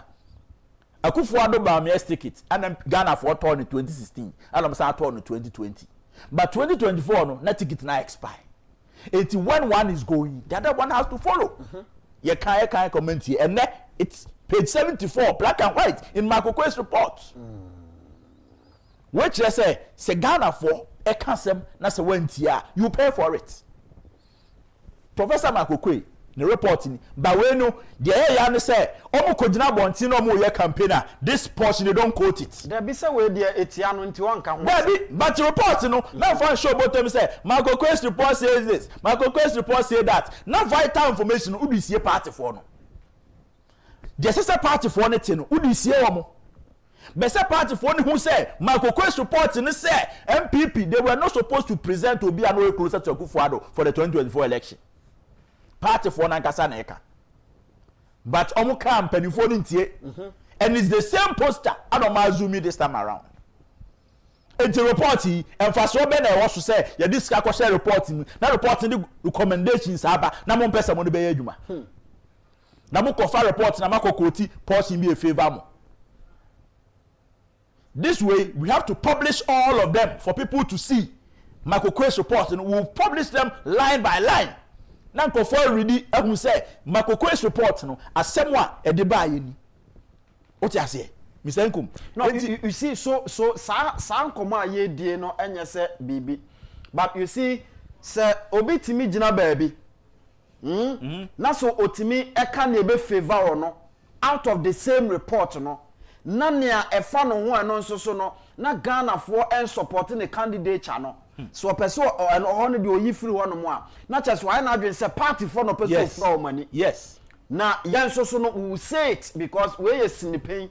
Eti ye be sin the pain our report nim am obi ate say Dr. Mahmoud Bawumia na ye twi ni gina nchen say enema papa e course one na do dan kwa akufo-addo amambu mu nyina no ono no de bae no na enema tantan nyina no ye de man na do dan kwa akufo-addo so on fan kofie no say na nya de papa. Mr. Nkum, I mean kind of paragraph we man it here. Or say on the campaign trail they observed that it was difficult for the presidential candidate who was a serving vice president, the first of such situation in the history of the MPP, to distance himself from his boss, the President of the Republic, and rather difficult economic circumstances that the country could find itself, especially in his capacity as chairman of the economic management team.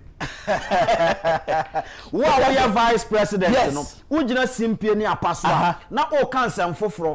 Who you free economy na. Yes. You say enko yes. No. Na who you. I feel also no. What the Ghana. Now we are chairman. Yes. Entina Ghana for who say enya papa in organizing economic forums be brave 2015-2016.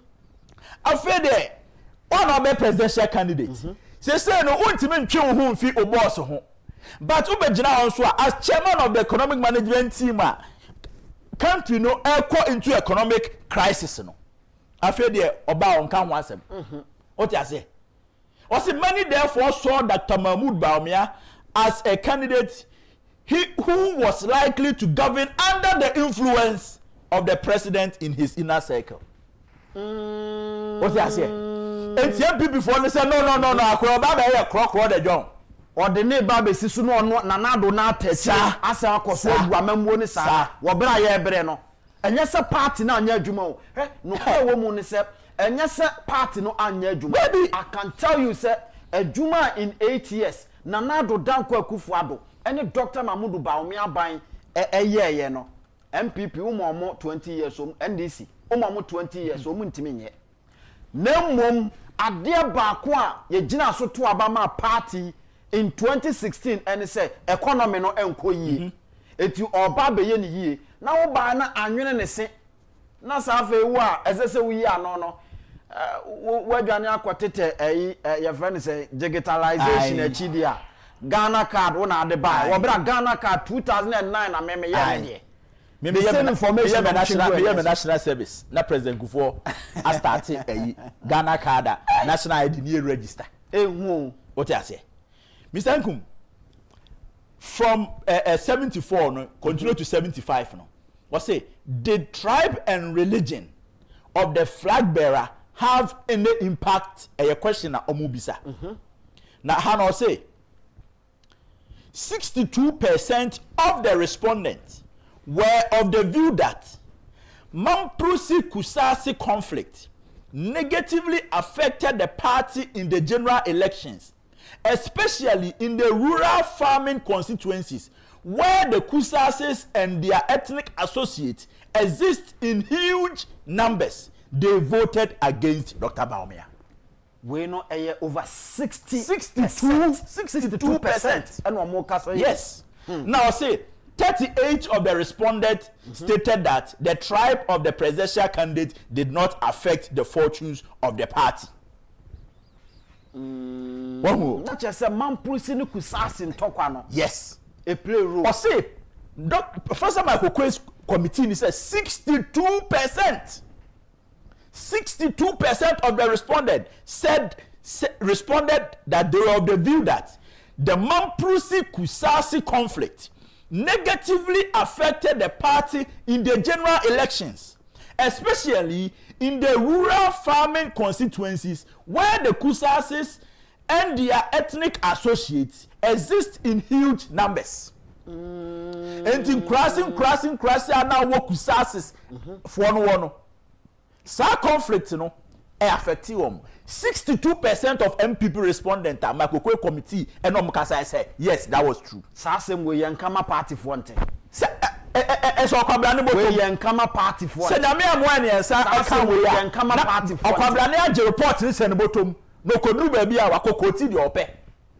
This is Makokwe's report telling you this. What you say? Enti se ukokoye party no one wakoye research na fe research findings no na wa. Na fe wabegina ho say ensese ye kan ho asem. Wabegina ho say ensese ye kan ho asem. What you say? You be see ni pain. You be see ni pain ss party for ehunu ne a course. Professor Eroma Kokwe in report no a party sika na de koye. Yeah, of course. Party ba o contribution ka ho and na ma ye de koye sa report. Na de na ss wotimu asem. You be see ni pain am wate. What you say? Because this time ɛsɛ yenya total change ɛma nneɛma nkitenkiten bi a affect party no ɛma 2024 yɛntimi ani nkonim no ɛsɛ yɛtimi make sure sɛ saa nneɛma no nyinaa yɛbɛyi na kwa ɛwɔ sɛ yɛyi saa nneɛma no nyinaa kwa na sɛ yɛbɛtimi ayɛ saa adwuma no a nea ɛwɔ report no mu no ɛsɛ sɛ party baabi atibie enti ɛna political za wa face no ho so ɔbɛyɛ saa adwuma ma kokos report here ebedu 31 January no ne yɛ yi no lie by lie amobi ati yɛbɛwie ne nyinaa what you say yɛbɛka obi ati de wom what you say Mr. Nkum tie ha or see in addition 71% of the respondents indicated that presenting Muslim candidates as flag bearer did influence the outcome of the elections. They revealed that non-Akan and non-Christian presidential candidacy of Dr. Mahmoud Bawumia had significant impact on the results. Sansemi so na woka no omusu yo.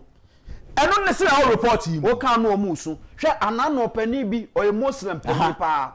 Enemy dinkum oye part of a Muslim association. Yeah. Very big association.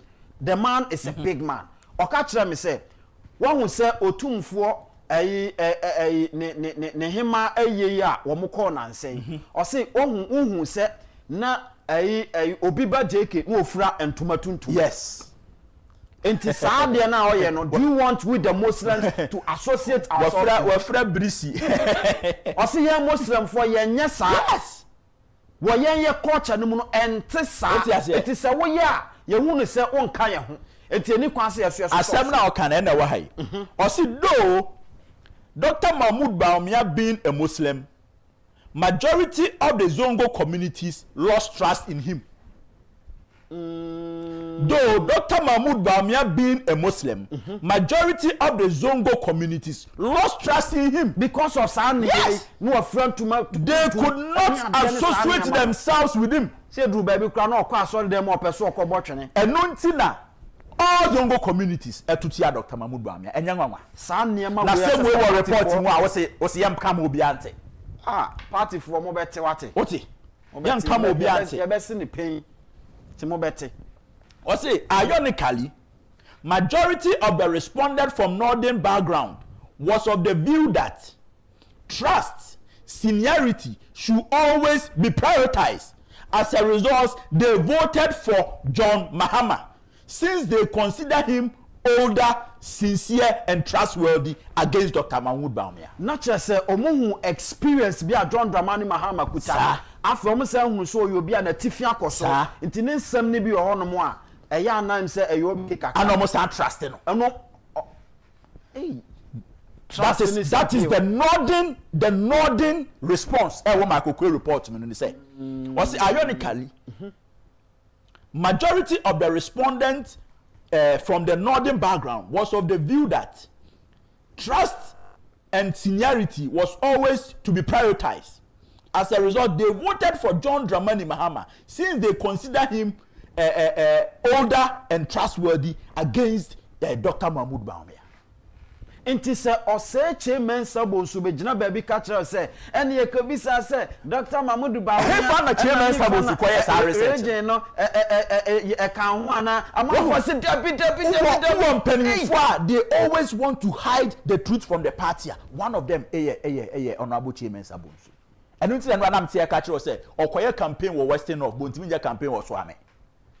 Sanka, you say, Obian from the local area, no winning home. And then I'm for Swami as okay steady. And Kawa said on our book and I can come to bread fool. Quad Okodru Swami, ka delegates no, on betchen shaggy.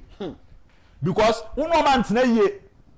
Oko report on Swaba, Okoye bogus report. This is Michael Quest report telling you this. Where they empesa party for Betty? Yes. Now, Obiba JK Kodina campaign no Wakoko baby. Say me, I'm not selfish. If the committee has said it, say even your northern brothers didn't like you. Majority of the respondents from the northern background was of the view that seniority and trust should always be prioritized. GDN so yes. who say a ban region hona Dr. Baumia omu John Mahama bomu say John Mahama eye penny chain Dr. Baumia and now no GDI what John Mahama mu the 5 northern regions no esun change Dr. Mahmoud Baumia. This is something that MPP Modi hide from Mwankasa members. Why can't you tell them the truth? Why can't you tell them the truth? What you say? All right, my another person or somebody be so. Kamede anaye yentoa so ochina. Mesro fa bite ne yemfa kwachina. Okay. And come we won na. Uti de be won won. Me ma kwan na ye ho adwuma kakra. Or say, in a nutshell, the choice involving two Northerners fielded by MPP and NDC favored the NDC since according to the people from the northern part of the country, John Mahama was the senior and therefore the one to lead. What I say? So to those people, Baumia could follow after John Dramani Mahama if it so happened. But I won't believe that 2024 election there, except Mahama and the lead omu efa that northern interest no at the present you. Wow. Enti mo ankasa kwa na mutu wa so MPP you say you can't party enti you know yemfa northern nko no kwa you couldn't even find out say northerners ni mienu kra na this near MPP present you no why na northerners ne be genatum. And this is a clear case ampa mo the northern akoye but northerners no mienu no ye je bako overwhelmingly. John Mahama won overwhelmingly in the 4 northern regions apart from or they say northeast nukrano difference ne kakra bi. What I say which I will say Mr. Nkum at any point in time no some people say omo the micro report ikra ebeto abontia automatically Dr. Mahmoud Buhari that's for contest election. All right, because you presented a big misfortune to the party. Okay, and no Albert Asmani the political czar and I'm neno din komo Ghana komo ewo sinupe dwumade no so ebra so se wo awutie ya wo hwe enso so no ubowuram na afa uba be sinupe na oba mesrew ye ne ntiem na unua nso so emre mu bi afa make sure se radio and awutie TV na awutie a let the volume set go down. Mesrew man nkofom na tie yen ewo phone no so na yeni nkomo ema bibia anya kama numbers no 0240 550899 0240550899. Hello, good afternoon. Good afternoon. Hello, good afternoon. Good afternoon. Sinupay. Na kan send it here. Opani udi ni baby afrefri na yentie o. Me dey na yo free ko polidia oyoko. Okay, nana ya ma ne so kakra ne enko. Okay. We there. You dey say honorable can you go so ya no ho adwuma pa wa se. Me say you go so ye honorable king ho adwuma e wa se. But number dey there e be fast e be fla ye nyamo. Tinka wu ya be tin keep me number we na. But me no wa din ko mo wa chida. Why? Mate, me wi amefre. Me ba je. All right.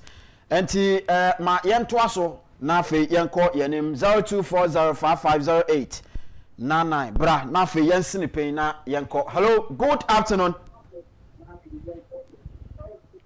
Hello, good afternoon. Agyapong. Mejo so me ho ye pa na nso e. Awari adon no mo pa abonte me ho ye. All right, sinu pen. Awari ya kan se na ye te Udi ni baby afrefri ni entie o. Pacho me frefri ofonkoma empeso aso. Achimo ofon ase. Na enyi me hu no mo declare mo yama ba na me akwa ma. Na on the on town no onye. Ye twen no oba ba to ye. Ati ye di ni papa e be si Ghana no abo megunu a mo so mo mpre. Ye me dan kan be ye ma MP kan. Ajo ka che me ke. MPP mpanifo no eni second de ba. Omo ye nyema bia. Obeyi omo di efi adwuma di esa na e de e ma. Sir, let me o there no bo papa ni di anchiro of air. I don't know who say MPP for person yin pa boni for papa. said Ghana no if you are soft also got to my him among penopre. Yet in papa be on my answer never point as you might almost monthly. The young Arabia can and we had the cry them. She had in power that Canada. If you I didn't say no more, what didn't you answer? I'm with the I'm out for bomb of Basopa. Menso medase ye chia ofwase Irebi constituency no ye chia emuni pe nyina nyankopon enhire obia. Hello, good afternoon. Good afternoon. Good afternoon. Hello. Okay, ono antimi anyina so nti yemfa foforo. Hello, good afternoon. Hello, good afternoon. Otie no hom pamcho mo mane enyai ma yemfa foforo mbacho se ofre na obetie wo ho a obeha yenti yentimi mfa eye 0240550899. Hello, good afternoon.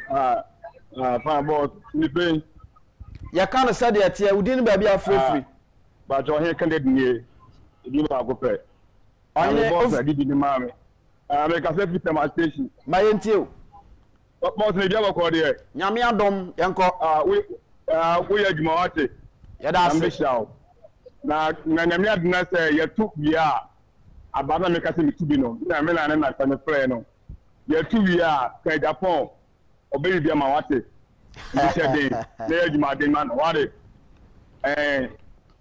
adagana mate me da se nyankopon hira se ohene Kennedy onso obey mu ma yento aso na afa yenko yenim. Hello, good afternoon. Afternoon. Sinupei. You can't say anything. Me pacho mentie wo ho ewo radio na TV ne so tie mi wo phone no so na yenko ma mentie o. Okay, ma mentie o. Pacho se sala report ne cafe ne no fo na nka fa ntwa ma ne bia. What if one for one for one kind of crime?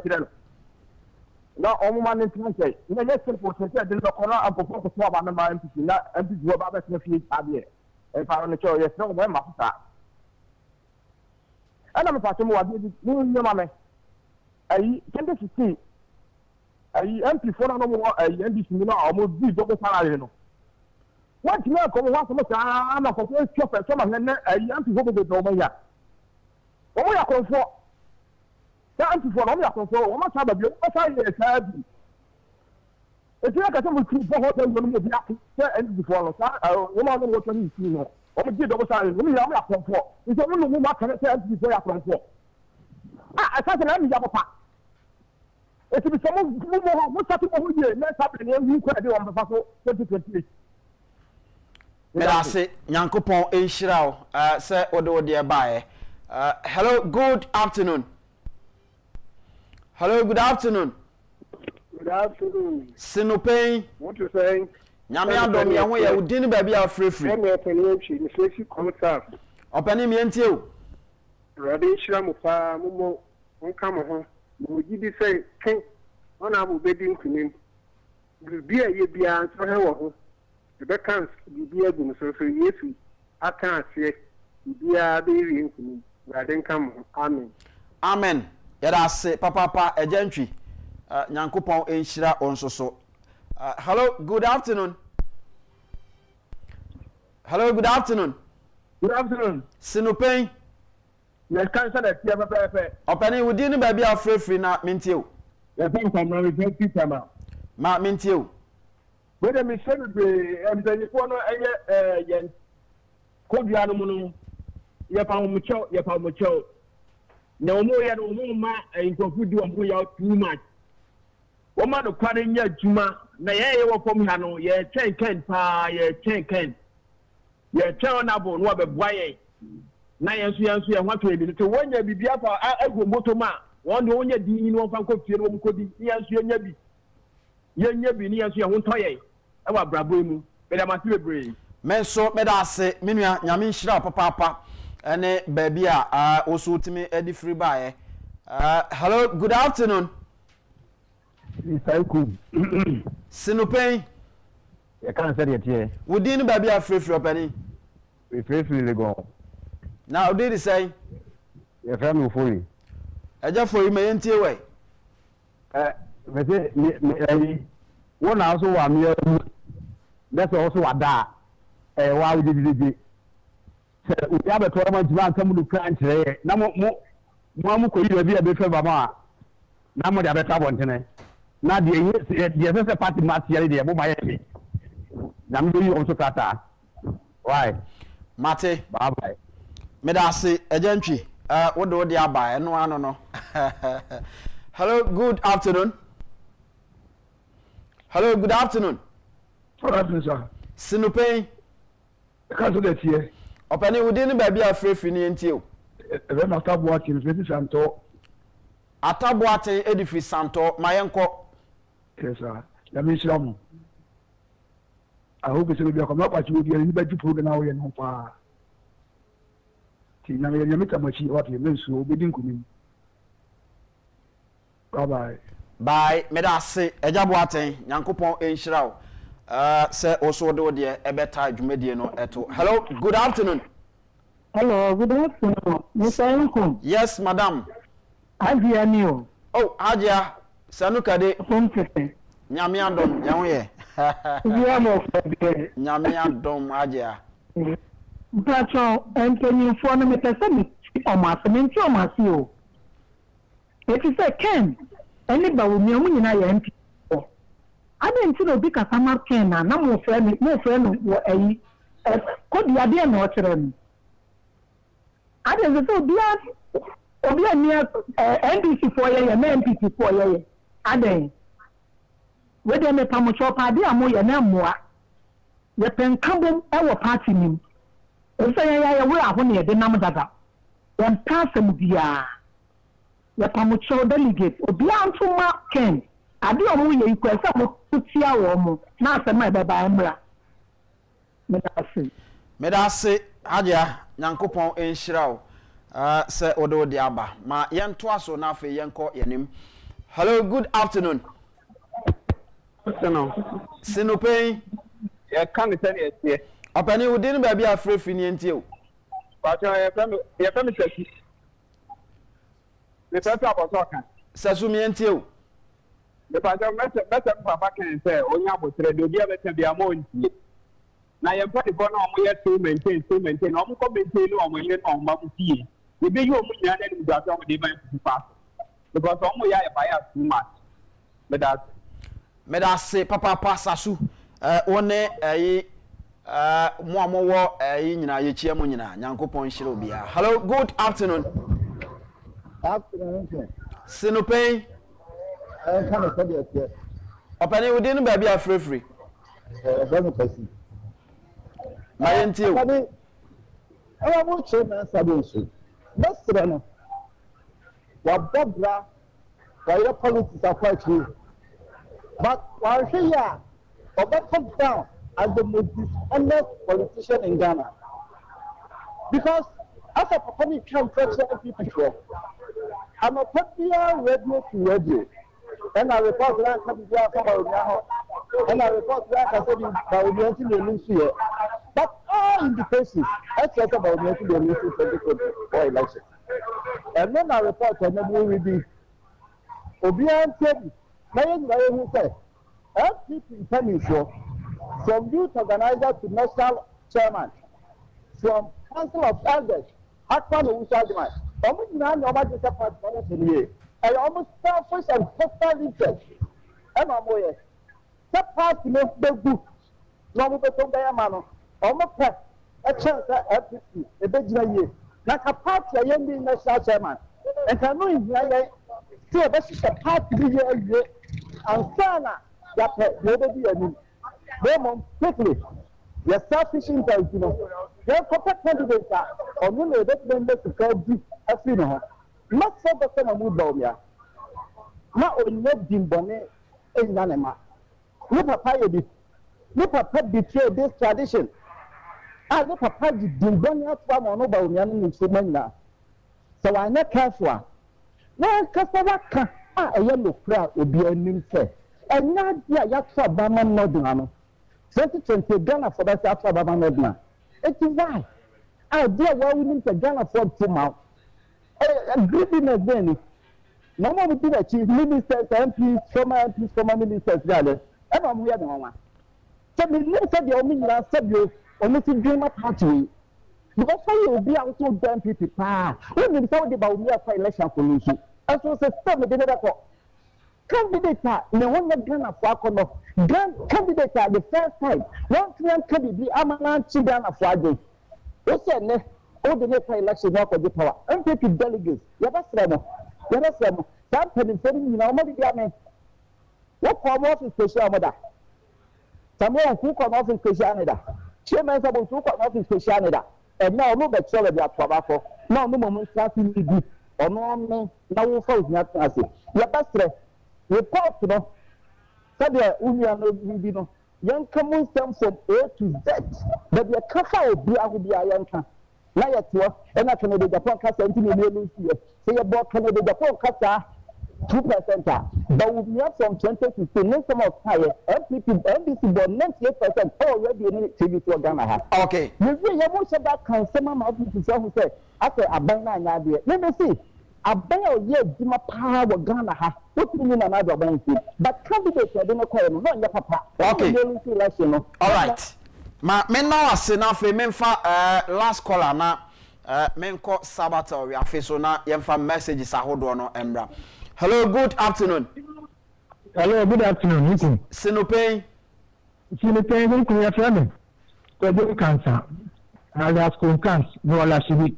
Okay, my yento media bibia ya simple kwa. Report me show bibia.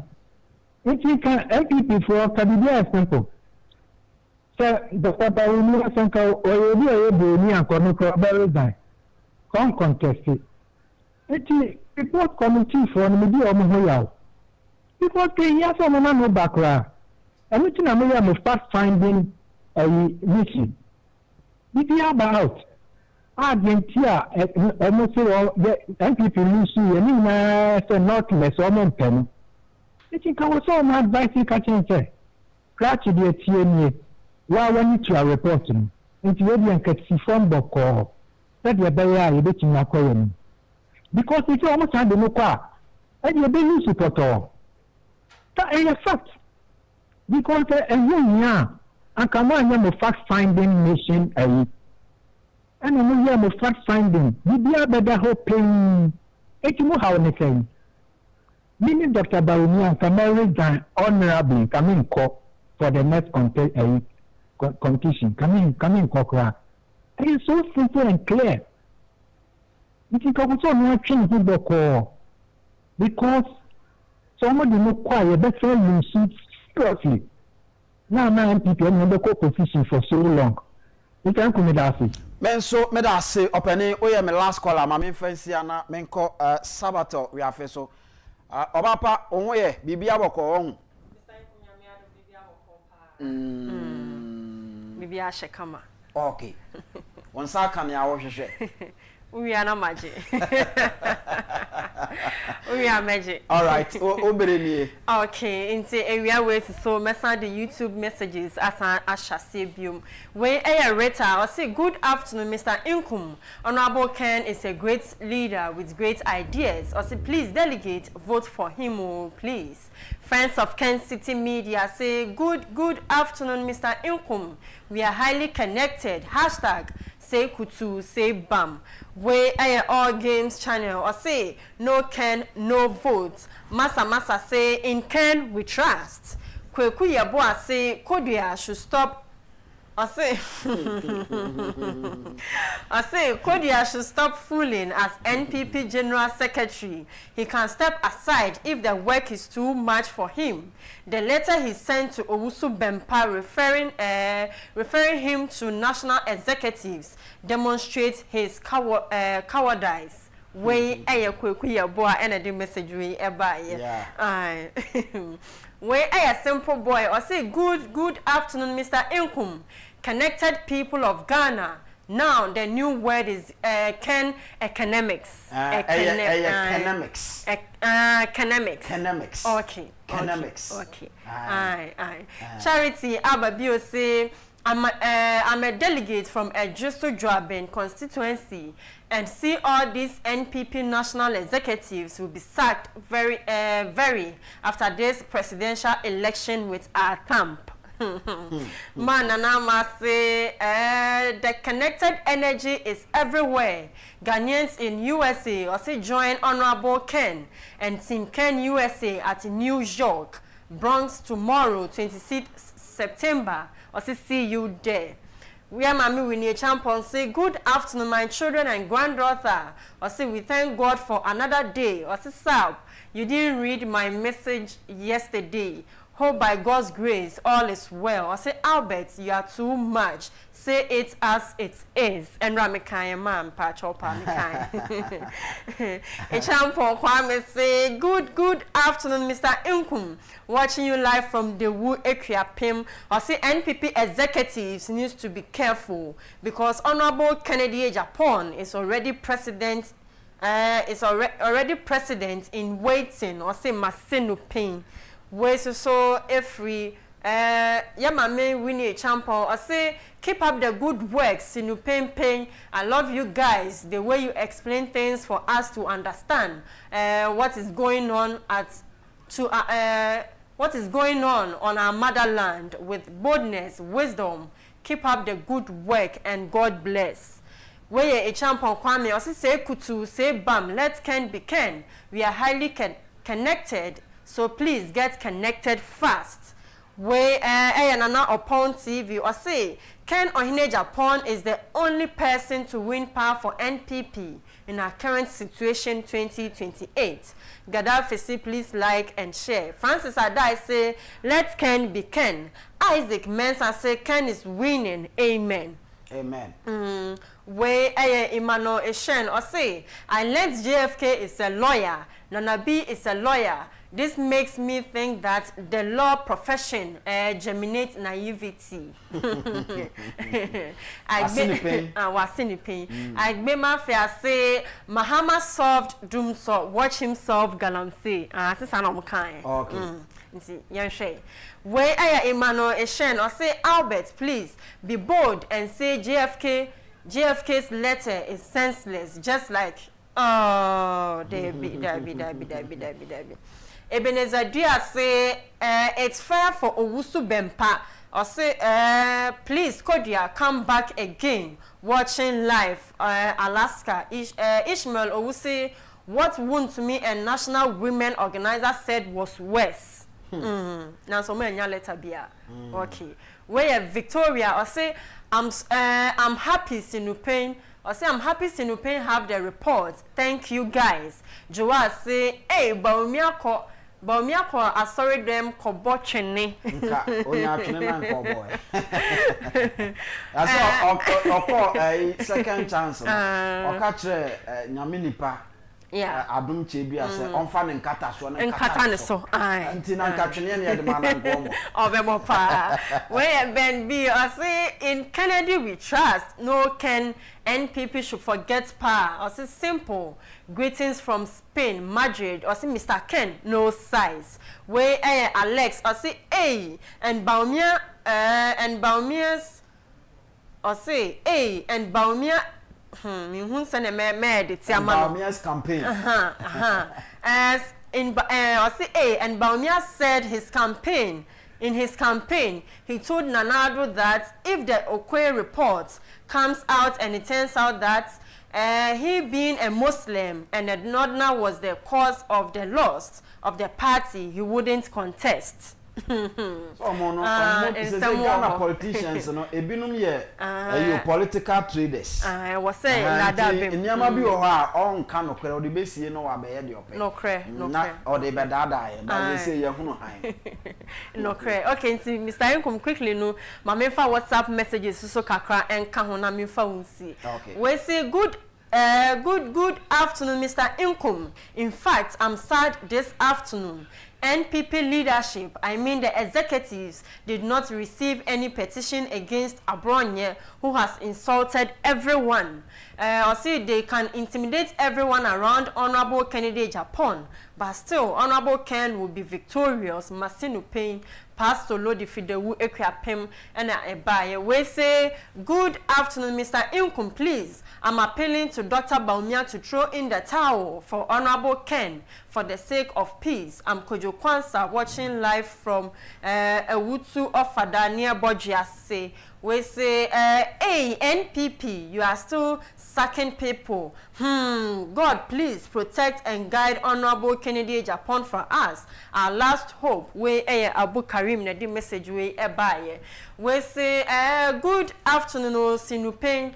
I say I am for Keno and it's Ken all the way. For Honorable Kennedy Agyapong, no size. Come 31st January 2026. Say kutu say bam wafa Lord asokori kofori diana di message we ebaye.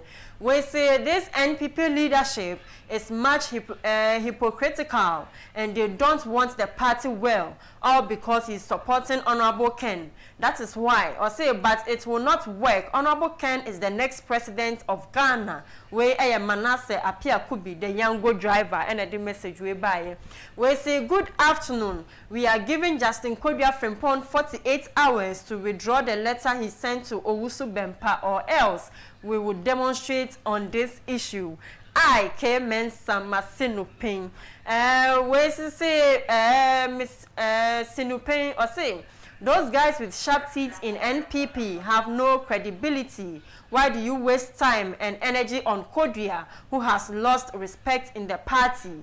We are going to uproot all those who have planned to keep the party in opposition, like Sports Banana. They are the enemies within the party. Dumas, not rage. Into Mr. Nkuma, me for last one now, me for Wincy. Okay. Where I am Martin, Jan, or the free Jeso Domia Brow. I say good afternoon, sir. From east, north, west, and south. Everyone says no can, no vote.